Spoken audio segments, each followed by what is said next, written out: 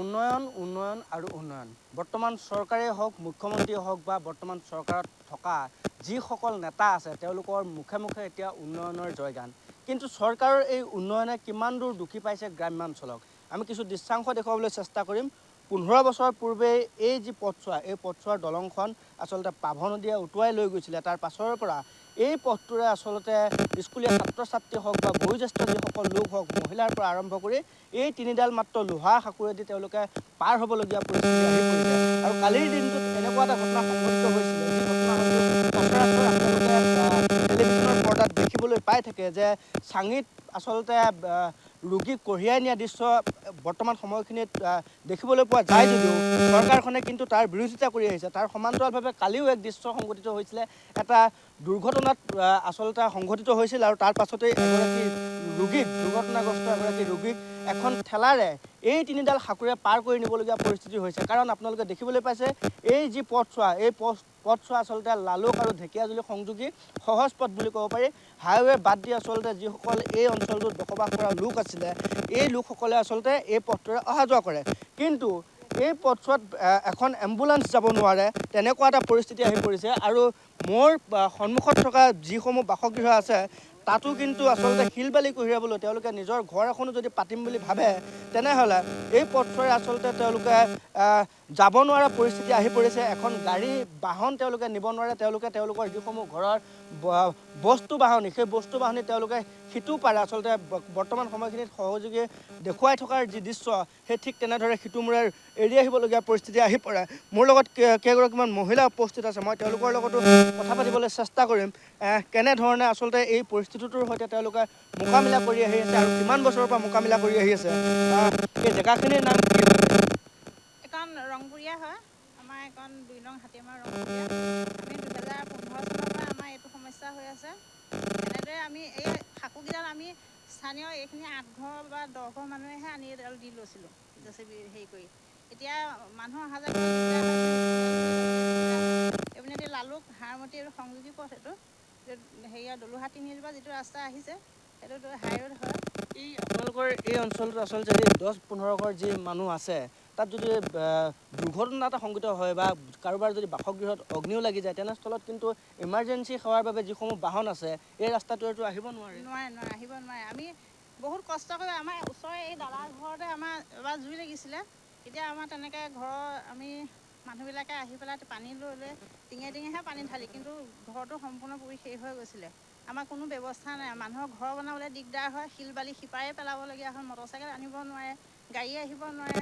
আমাৰ এনেধৰণৰ অসুবিধা আজি 15 চনৰ পৰা হৈ আহিছে কিন্তু আমি সাংসদ প্ৰধান বৰুৱা ছাৰলৈ আমি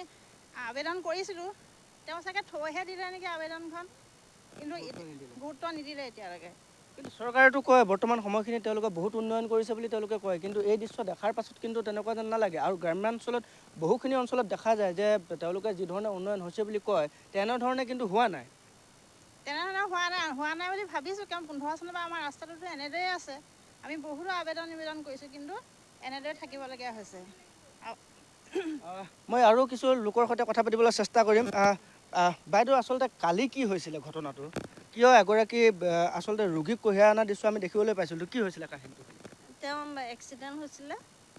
মেডিকেললৈ নিছিলে ডাক্তৰ নাপালে আকৌ ঘৰলৈ লৈ আহিবলগীয়া হ'ল আনি পেলাই এতিয়া ঘৰৰ পৰা নিওঁতে মানে ঠেলা কঢ়িয়াই নিবলগীয়া হৈছে চৰকাৰে 108 সেৱা বাহন দিছে কিন্তু সেই বাহনসমূহৰতো এইখিনি জেগাত একেবাৰে আমাৰ ইয়ালৈ আহিব নোৱাৰে একেবাৰে কাম নাই কাম নাই আচলতে এতিয়া চৰকাৰে ঠেলা এখনহে দিয়াৰ বেছি প্ৰয়োজন হৈ পৰিছে নেকি ঠেলা এখনহে দিয়াৰ প্ৰয়োজন হৈছে আমাৰ এম্বুলেঞ্চৰ প্ৰয়োজন নালাগে এজন বয়োজ্যেষ্ঠ লোক আছে মই ককাৰ পৰা জানিবলৈ চেষ্টা কৰিম ককা কিমান চনৰ পৰা আচলতে এই ৰাস্তাটো ভাঙি আছে আৰু 2015 চনৰ পৰা এই ৰাস্তাটো এনেকুৱা অৱস্থা হৈ আছে আজি 10 বছৰৰ দিন মানুহে এই যাতায়াতৰ যন্ত্ৰণা ভোগ কৰি আছে কালিহে এজন ৰোগীক মানে ঠেলাখন পাৰ কৰিবলৈও জটিলে তথাপিও হাঙি ভাড়া পাৰ কৰি নি সিফালে ঠেলাত উঠাই লৈ গৈছে এনেকুৱা এটা পৰিস্থিতি এই জেগাডোখৰ গতিকে এইখিনি চৰকাৰক মই দৃষ্টিগোচৰ কৰিছোঁ বাৰম্বাৰ আগতো প্ৰতিদিনৰ পেপাৰতো জনোৱা হৈছিলে যে এইটো ব্যৱস্থা কৰিব লাগে বুলি কিন্তু আজি 10 বছৰতে একো ব্যৱস্থা কৰা নাই আৰু হেৰিয়াৰ PWD মিনিষ্টাৰৰ হেৰিয়াৰ ট্ৰেন্সফাৰ অফিচতো গৈছিলোঁ, তাতো গৈ কথা বতৰা পাতিছোঁ, তাতো তেওঁলোকৰ আবেদন দিয়া আছে, কিন্তু কোনো কথাত লৈ গুৰুত্ব দিয়া নাই। চৰকাৰেতো কয় ভাল কাম কৰি আছে, বহুত উন্নয়ন কৰি আছে বুলি কয়। কয় এইটো ফটা ঢোল বজোৱা, ফটা ঢোল বজাইছে, উন্নয়নৰ নামত ফটা ঢোল বজাইছে, বহুত উন্নয়ন কৰে, কিন্তু তাৰ স্বৰূপটো আজি আপোনালোকক দেখাই দিলোঁ নহয়। মই এইপিনেদি গধূলি কেতিয়াবা আহিবলগীয়া হ'লে কাৰোবাৰ নাম সকামৰ কাৰণে এই চিৰিডালত মানে ধৰি খোজকাঢ়ি আহিব নোৱাৰে, থিয় হৈ আহিব নোৱাৰে, চিৰিডালত ধৰি ধৰি পাৰ হৈ আহিবলগীয়া হয়। ইয়াত কাৰো কিবা এটা যন্ত্ৰণা আছেনে যাতায়াতৰ? কিন্তু এই যিকেইডাল লোহাৰ আচলতে ইয়াত পৰি আছে, তাতো প্ৰটেকশ্যন বুলিবলৈ কিন্তু নাই, মাত্ৰ দুডাল বাঁহৰ ওপৰতে দুডাল বাঁহৰ ওপৰতে সেইডাল আছে। কেতিয়াবা সেইডালো আহি থাকক, অকস্মাত যদি খহি পৰে, বাঁহৰ সেইডাল যদি ভাগি যায়, তেতিয়াহ'লে মানুহ মানে লগে লগে মৃত্যু বুলি ধৰিলোঁ। আগতে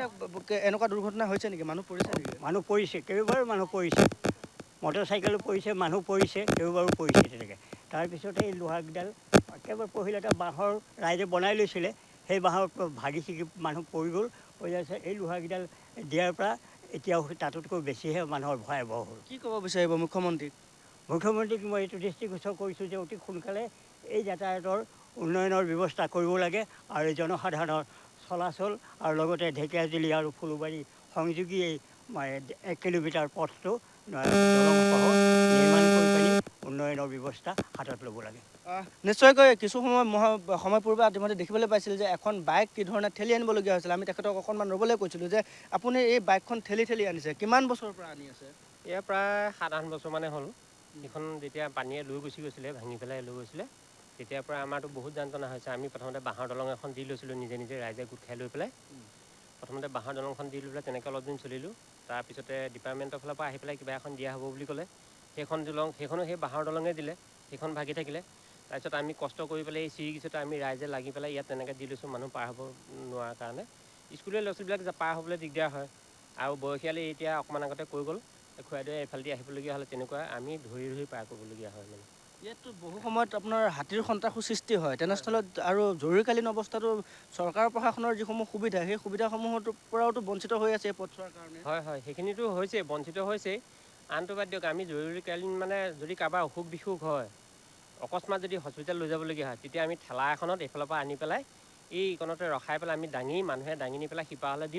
দিয়াৰ পিছত আকৌ সিফালৰডোখৰ বেলেগকৈ নিবলগীয়া হয়। এম্বুলেঞ্চৰ সলনি এতিয়া ঠেলা ৰাখিব। হয় হয় হয়, তেনেকুৱা অৱস্থা হয়। মানে কিন্তু চৰকাৰৰ কোনো গুৰুত্ব নাই। কোনো গুৰুত্ব নাই। আমি বহুবাৰ জনাইছোঁ, কিন্তু তথাপিতো এতিয়ালৈকে তেনেকৈ বোলে একো আমি সা সুবিধা পোৱা নাই, মানে একো গুৰুত্ব দিয়া নাই। নিশ্চয়কৈ বহুত অভিযোগ ইতিমধ্যে পূৰ্বৰ পৰা তেওঁলোকে দি আহিছে, কিন্তু এই যি স্থান, এই স্থানৰ আচলতে স্থায়ী সমাধান বৰ্তমান সময়খিনিলৈকে কিন্তু চৰকাৰে উলিয়াবলৈ সক্ষম হোৱা নাই। আৰু ইতিমধ্যে তেওঁলোকে প্ৰধান বৰুৱাৰ নাম লৈছে, যে লখিমপুৰৰ সাংসদ প্ৰধান বৰুৱাৰ নাম লৈছে, কিন্তু তেখেতেও এই যি স্থান, এই স্থানক তেওঁলোকে কি ধৰণে উন্নয়নৰ আওতাৰ পৰা আঁতৰাই ৰাখিছে, সেইটো এটা ডাঙৰ ৰহস্যৰ আৱৰ্তত আছে। গতিকে চৰকাৰখনে যি সময়ত আচলতে উন্নয়নৰ ফটাঢোল বজাই আছে বুলি ইতিমধ্যে অভিযোগ উত্থাপন হৈছে, তেওঁলোক কিন্তু চৰকাৰে তাৰ বিপৰীতে ক'ব বিচাৰে যে তেওঁলোকে প্ৰতিটো সমষ্টিত বা অসমখনক তেওঁলোকে উন্নয়নমুখী যাত্ৰাৰে আগুৱাই নিবলৈ চেষ্টা কৰিছে। কিন্তু এনেবোৰ দৃশ্যই পুনৰ প্ৰমাণিত কৰিছে যে বৰ্তমান সময়খিনিতো চৰকাৰে যে উন্নয়নৰ আচলতে যি বক্তব্য তেওঁলোকে দাঙি ধৰে, তাৰ সম্পূৰ্ণ বিপৰীত এখন ছবি আচলতে গ্ৰাম্যাঞ্চলত আজিৰ পৰ্যন্ত যে জীয়াই আছে, সেই কথাখিনি বৰ্তমান সময়খিনি স্পষ্ট হৈ পৰিছে। গতিকে আমাৰ এই বাতৰিৰ পাছত আচলতে চৰকাৰে এই যি পথছোৱা, এই পথছোৱাৰ ওপৰত কি ধৰণে ব্যৱস্থা গ্ৰহণ কৰিব, সেই কথাটোহে আচলতে লক্ষণীয় হ'ব। যিকোনো খবৰৰ বাবে যোগাযোগ কৰক 7099017330 লগতে 7099017110 নম্বৰত।